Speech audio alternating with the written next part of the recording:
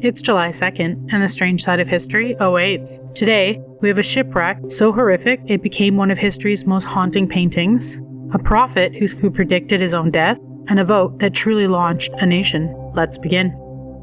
On July 2nd, 1816, a French ship named the Medusa ran aground to reclaim Senegal for the French crown, but its captain had not commanded a ship in decades. He had been given the position through politics, not through skill. Then, his mistake became a death sentence. The Medusa struck the sandbar, and panic spread across the ship. There were more than 400 people aboard, but not enough lifeboats, so a desperate solution was built from broken timber, a raft. Nearly 150 people were forced on it, crowded together on a floating platform in the open sea. At first, the lifeboats tried to tow them, then the ropes were cut, and the raft was left behind. For 13 days, the survivors drifted through heat, thirst, hunger, and madness. Order collapsed and hope disappeared. By the time they were finally spotted, on July 17th, only 15 men were still alive, and 5 died soon after the rescue. The scandal horrified France. It exposed arrogance, corruption, and fatal incompetence at its highest level. But the nightmare did not end there. Years later, the artist, Theodore Géricault, turned the tragedy into the Raft of Medusa, one of the most haunting paintings in history.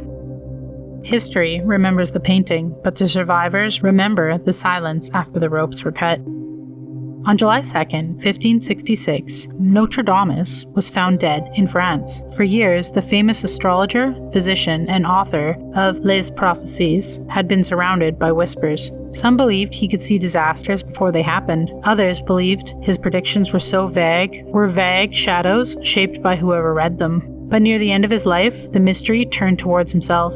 He was only 62 years old, but his body was failing. He suffered from severe gout, arthritis, and a painful swelling caused by fluids beneath his skin. He was often confined to his home, moving with difficulty between his bed and a small bench. Then, on July 1st, his secretary wished him a good evening, and according to the story, Nostradamus gave one final chilling reply: "You will not find me alive at sunrise." Next morning, he was found dead near his bed. To believers, his last prophecy was fulfilled. To skeptics, it was simply a dying man who knew his time was close.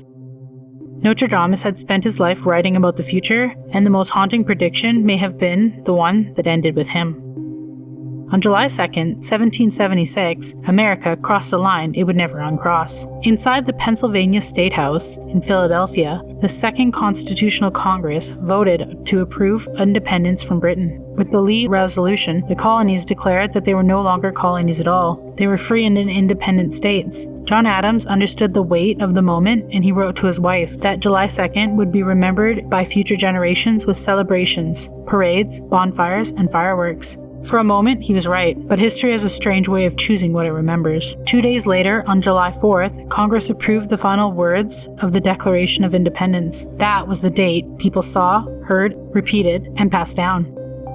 So, the truth is, America made its decision on July 2nd and explained it on July 4th. Another day, another strange bite from history. Like, comment, and subscribe. Your next eerie dose is just a day away.